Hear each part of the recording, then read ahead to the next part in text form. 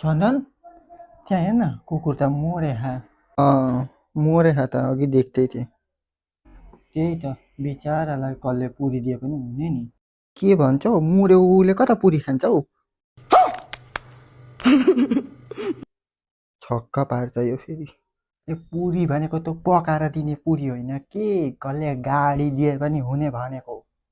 लो अघिसम्म त पुरी मात्रै दे भन्थ्यो अहिले त गाडी पनि पो दिनु अरे। कसरी दिनु चलाउन कुकुरले चलाउँछ मरेको कुकुरले गाडी। छक्कै पार्छ।